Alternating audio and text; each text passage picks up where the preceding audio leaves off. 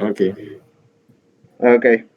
So recursion is not that difficult because all you're doing is simply you're actually, let me share my screen. All you're doing is actually you're repeating something you're doing. It's basically a repetition, just like we were doing in loops, actually. Oh, So okay. so now I simply have an empty directory. So if we look at any C program, okay, any C program, like any C program, for example, this program here, this program, that actually these are a modified version of the puts function that returns C. Now, when you have a function and you make a call, let me see. When you have a function, so when you have a function here, like in this particular case, if you have a function and you call that function, if you have a function, say a function like puts, and then you call that function, you call the function here.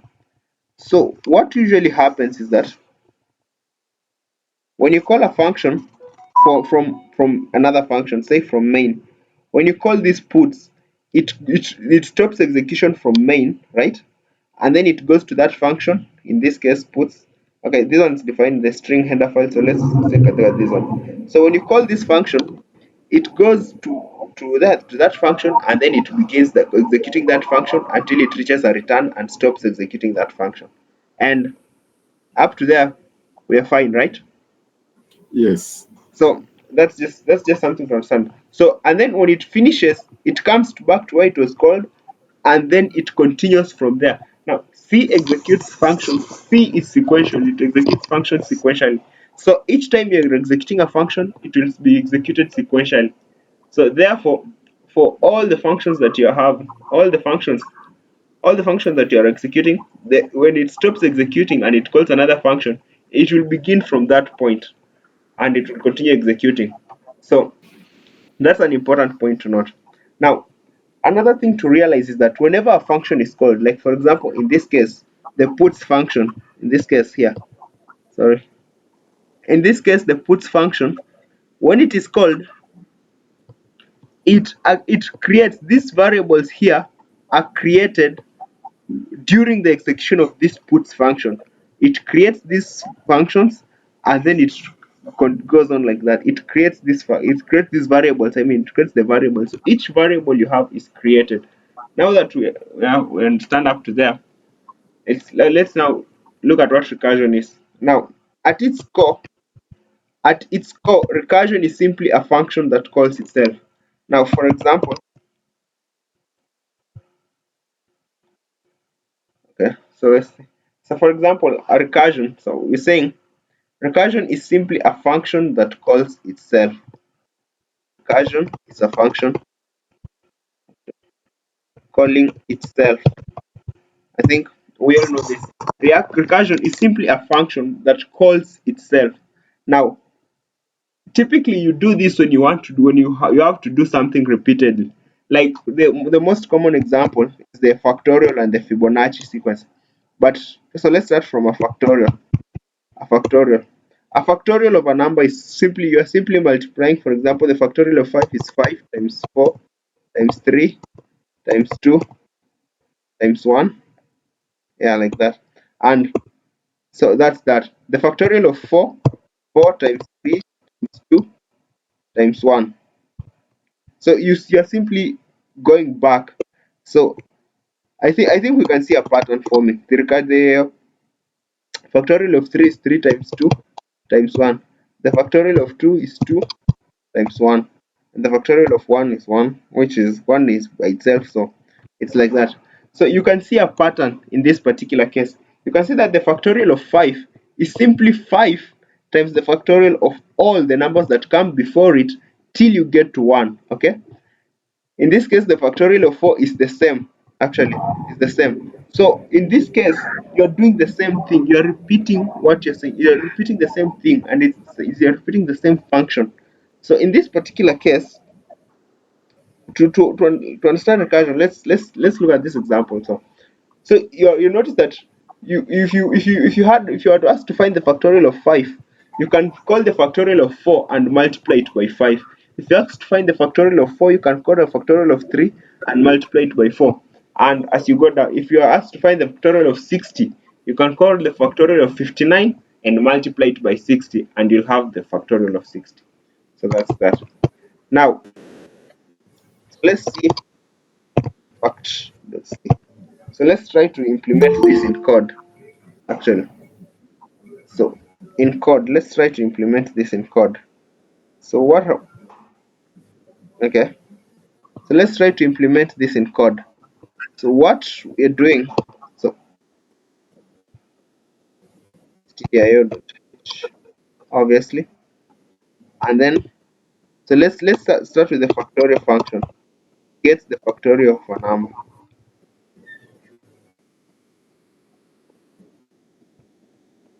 Okay, and then n is the number to find factorial of, and it returns that factorial. Then the return function factorial. Now that's that. So let's we have an integer here. Then int n. So like we've seen, so we're saying the factorial of n, okay, so factorial of n is simply n times the factorial of n minus 1. Okay. Now this will just give you the factorial, and of course we can just simply ask the function to return this. And in this, if it were possible to do this function typically it should work, but there is a problem. So the factorial of n is simply the n times the factorial of n minus 1. But then the thing that we run into a problem. So each time you call a function, we all know that C programs begin execution from the main function, from the main function. Now, each time you call a function, I forgot to mention this, but each time you call a function, there's let me okay. Each time you call a function, it so let me write this down. This is important. So let's say each time function is called, each time a function is called, it creates a stack frame where it is stored and executed, where it is stored and executed. Okay. Now, what this simply means is that each time, for example, in our previous example here in array, when the program begins running, the main function is called by default. The main function here is called by default. So it creates a stack frame. It creates a place in memory for the main function. Okay, and when the main function stops here to call puts, okay, it creates another frame, another stack for puts. It creates another part for puts. It creates another frame for puts in memory. Now I can't draw because I don't my laptop. Okay, I'm using a borrowed laptop and I can't draw it. But you can imagine it like a table that has finite memory, and each time a function is called, a slice of that table is given for that particular function. So each time a function is called, a slice of that table is given for that function, and that's just that. So but that table is finite. Now, when that function finishes executing, that stack from this the memory in stack that was allocated for that function, it's released. It's given back to the program. Okay, that that part in memory that was being used to execute that function is given back. It's released. It's now free to hold other values. Okay, so whenever the function exits, whenever the function finishes executing and all its steps are done, it's released. So the stack is that part in memory is now free to hold other values, other functions, and the like. Now the problem with recursion, for example, in the in the fact.c. The problem with recursion actually is that, so you can see here, we're taking n and we're multiplying it times the factorial of n minus 1. Now, each time this function is called here, each time this function here is called, it will create a new frame, a new stack frame, it will now reallocate memory for this function, okay? So so we could try to compile this and then see what happens. Like that, it does to compile.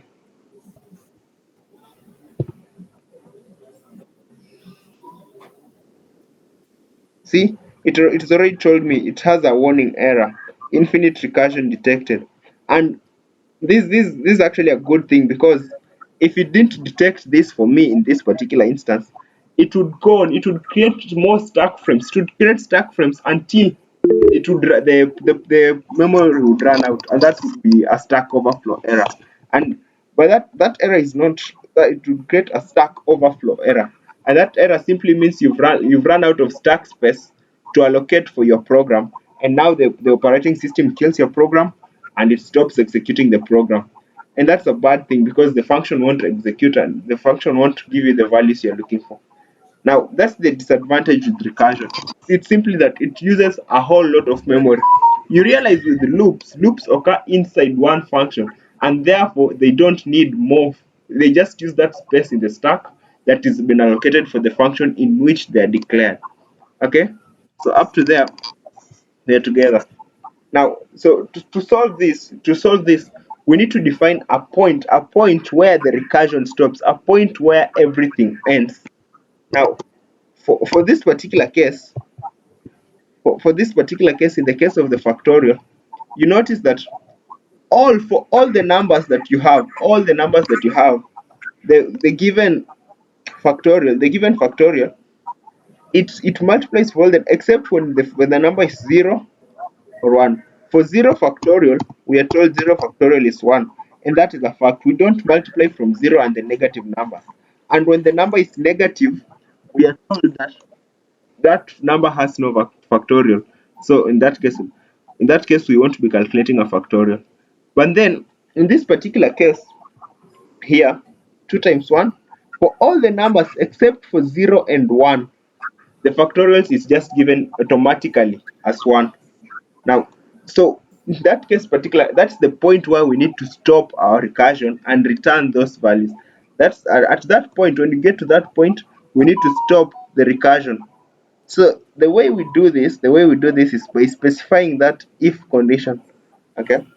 So we come and then, sorry, it's another this is another file. So the way we do this is by doing facts.c. Then we come here and we check the number that has been given to the function. So we know for a fact that if the argument given is less than 1, if the number is negative, then we simply return -1, right?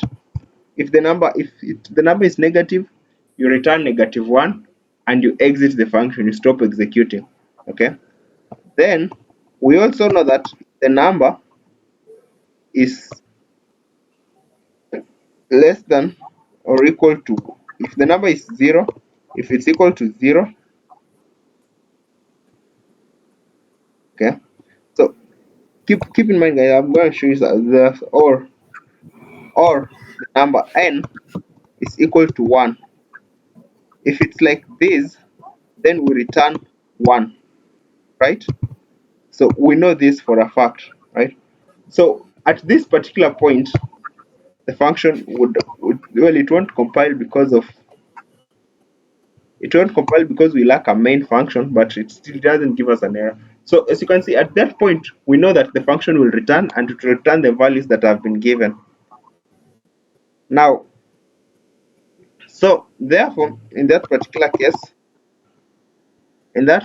case, when we reached 1, we stop. So up to this point, we can now call this function very well from main. Okay, so we can say main in, okay. Okay, so let's not use the command line arguments. So here what will we have? We'll return 0 on success. So we have here int main. It's always important to specify the void. Then we say int factorial. Int factorial is equals to, and we say fact int factorial. So in this particular way, you can always give the number. We can always give the number that has been given. So you can say factorial. So for example, to find the factorial of say 68, to find the factorial of 68, we simply now call the function. So we can say factorial fact, and we give it an argument of 68. Then print it out. Print it out and say the factorial of it.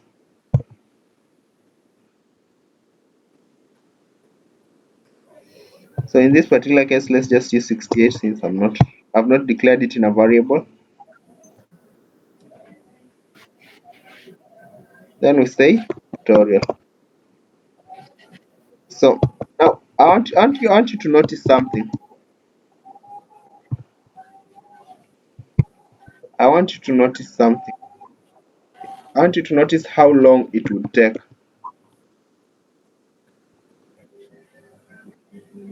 So it gave me 0.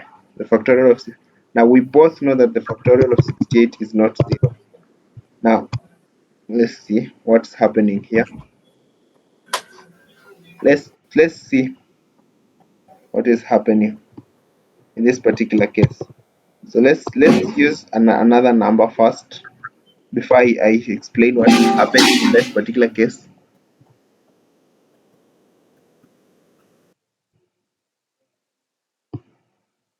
So let's look at a smaller number, 6.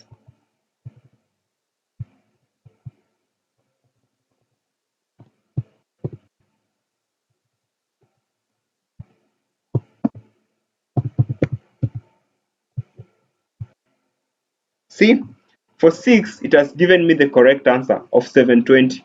But when we did it with 68, it returned 0. Now, but in this particular case, it's supposed to work. It's supposed to give me another answer. The factorial of 68 is obviously not 0. Now, why was it doing that? Now, the problem with recursion is simply that the thing is, when it was executing the code, it ran out of memory. It ran out of memory in the stack, and therefore it chose to return just like that. And because of that, well, the code stopped executing and it returned a 0. Okay. Now, Okay. yes. Okay. Okay. Now that's that. So now the thing, this condition, the condition where the recursion stops is called, I'm calling that the base condition. So that's the condition when the recursion stops, when the function stops calling and it returns a value. Now there are a few things to consider. So let's look at something else. If I did, who wants to tell me what would happen if I did, if I put there n minus minus? What do you think would happen?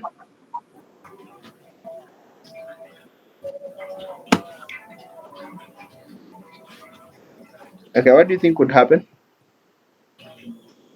This compiler is actually giving us a lot of warnings, and that's great.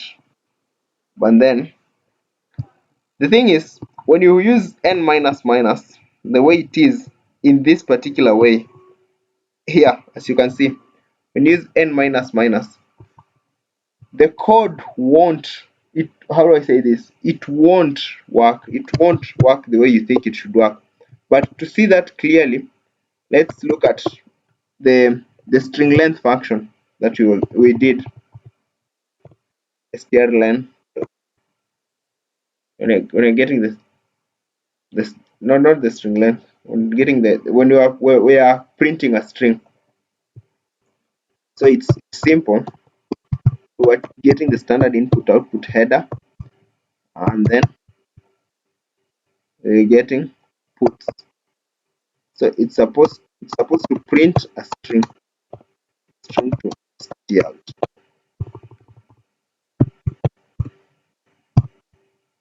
Then we have a string to be printed, string to be printed. So there's no return. In this particular case, I want to be returning anything, unlike the other case. So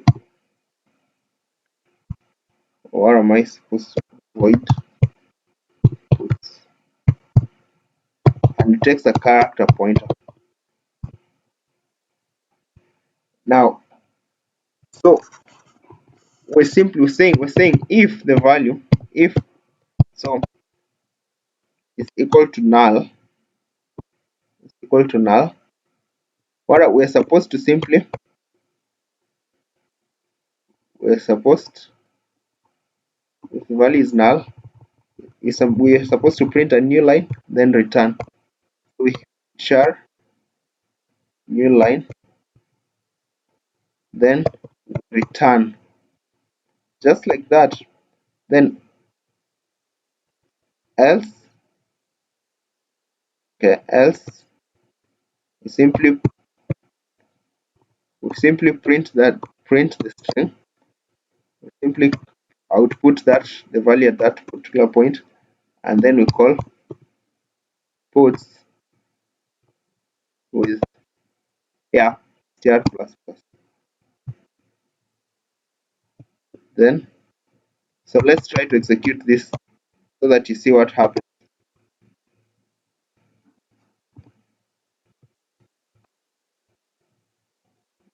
So I'm coding with you, so don't worry.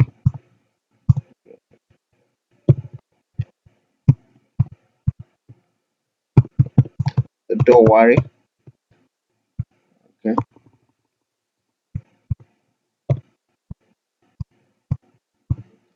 Okay. So we have string to be printed.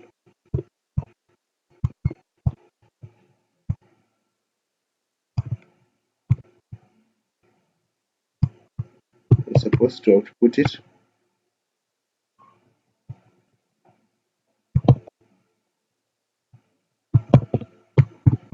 and return 0. So let's see.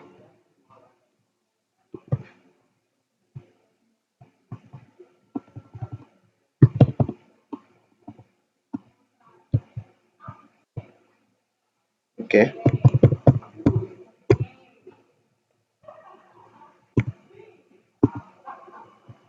So you can see it does that infinitely. It's going to go like this infinitely.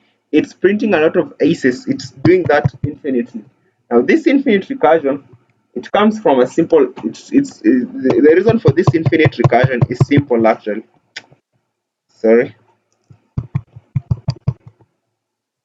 I have to start a new terminal. It's not responding. Okay, so let me start a new terminal. So the reason for that infinite recursion is actually pretty simple, and that has to do with the post increment and the pre increment operators. Now, when you check the way we defined it here,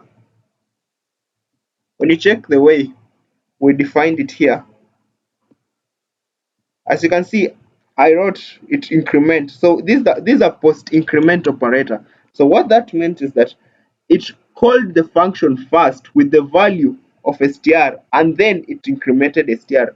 So the value, the recursion never saw the incremented value of str. It actually just saw the original value of str, and therefore the recursion went on infinitely. But if we changed it like this, let's see again what would happen in this particular case.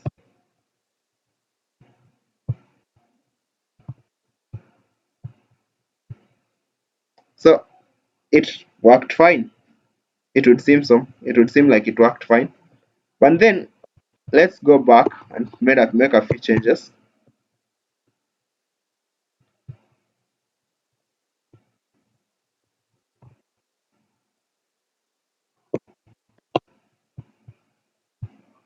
Let's go back and make a few changes. So if I said here to output, then the letter R,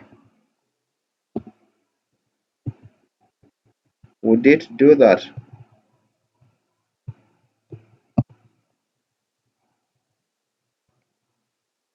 See, it worked fine. It printed it just fine because it was incrementing before it called the recursion call. Now that that's just something that's tricky and to understand with recursion, and I hope none of you will ever have that issue. Is that alright, Destiny? Destiny? Okay, let's see.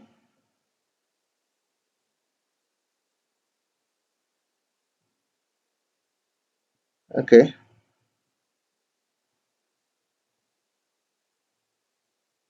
okay. So people are not responding. So but then just never the same. Let me try. That I've shown you about the post increment operator trick with recursion. I think I'll begin and I'll show you something small on making a palindrome and calculating the square root. So let's start with a palindrome.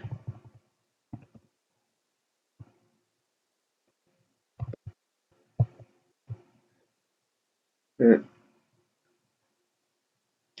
So a palindrome. Now a simply checks a palindrome simply checks if the characters are equal. So to make a palindrome, we would simply need actually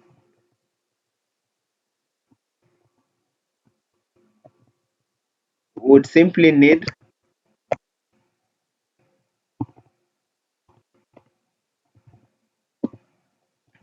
we would simply need to get the the length of the character, the array, the last element, the number of the last element in the array, and after that simply need to check if it matches the beginning one, the character at the beginning end.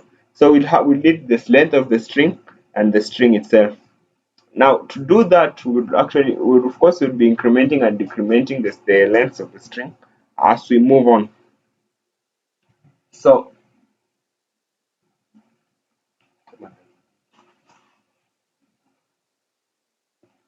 so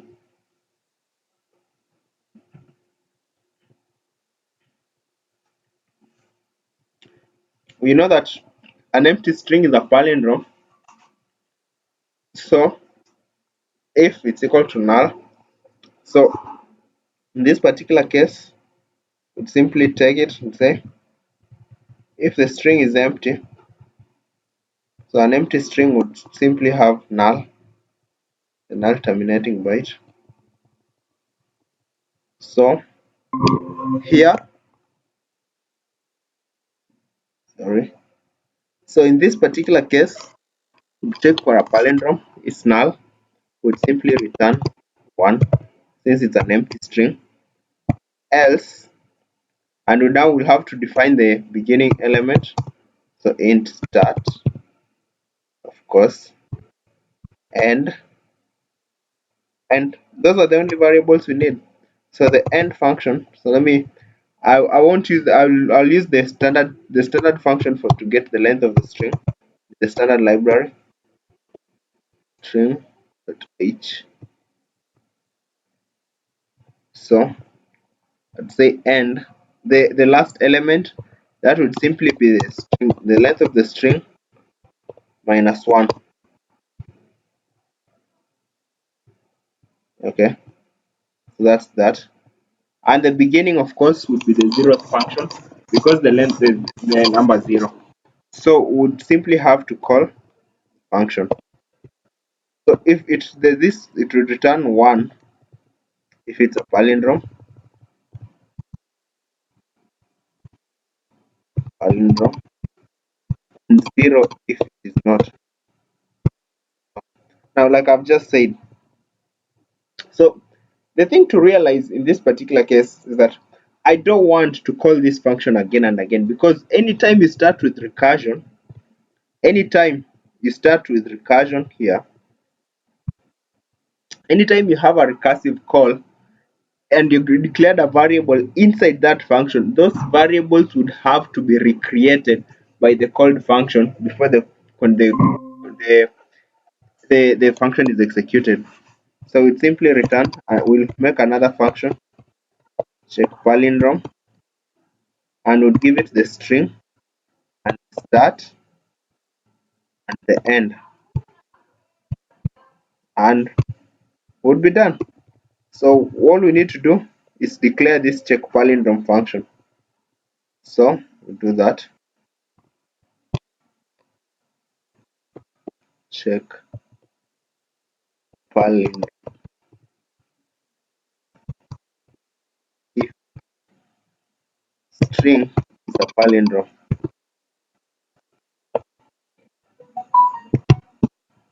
So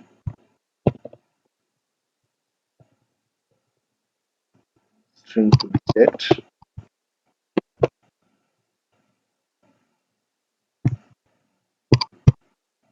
and the start is the beginning index,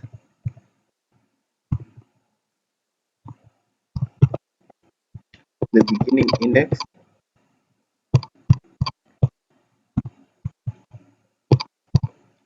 the last index, and the return function is the same, 1 if it is, 0 if,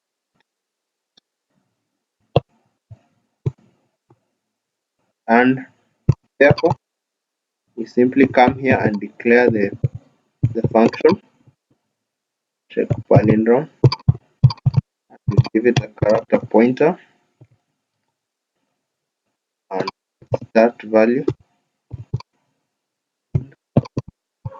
and so in this case, what do we do? So we say if at any point start is greater than end, that means that we've looked through the entire string and we haven't found a file. It should just return 0. And then we say if the value, if start, if this at this point, if it's not, no, at this point it should return 1 because it means we've looked through the entire string. And so we say if it's equal to start end. Okay, so then we should recur, we should call the function again, but with new values. Palindrome, it's still there. In this case, start plus 1 and minus 1. Of course, with the same string.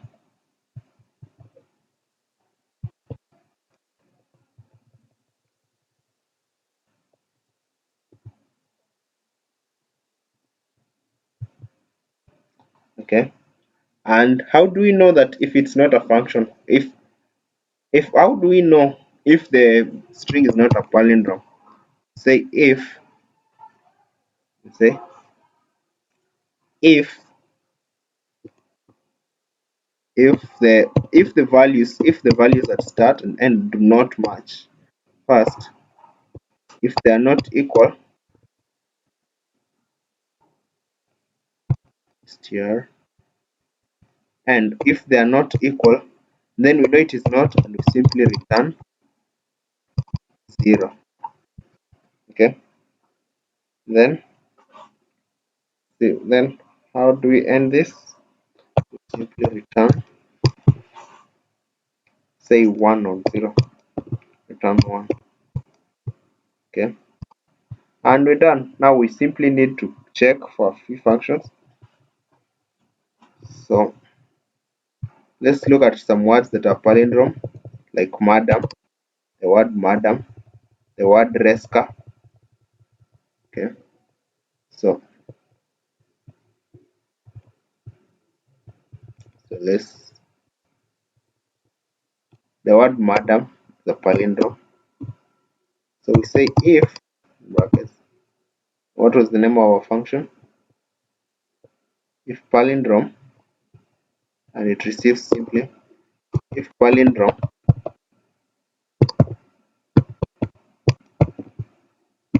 then we simply, sorry,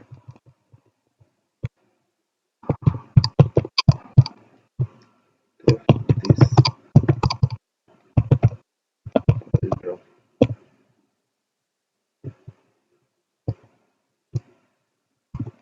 Okay, so simple. See, it's very simple. Okay, then we say else if it's not a palindrome.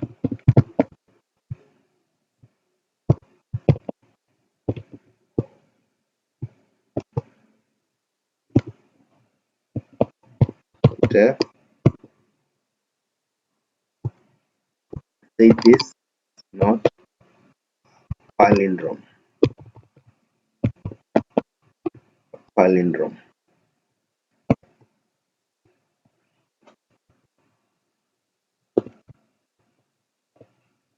Yes.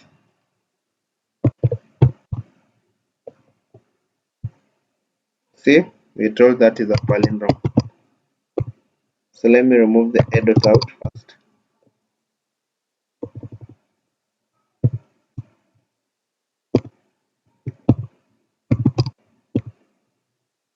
Okay, so that's that.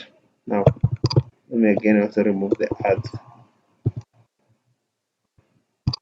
So let's try with another palindrome.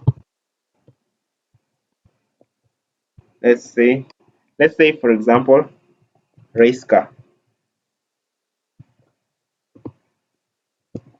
Race car, race car,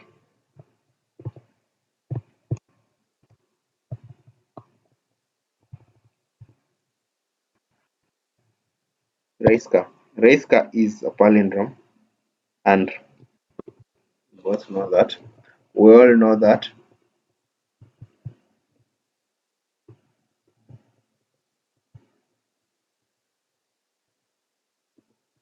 it's a palindrome. Now let's try it with something that is not a palindrome. Like for example, the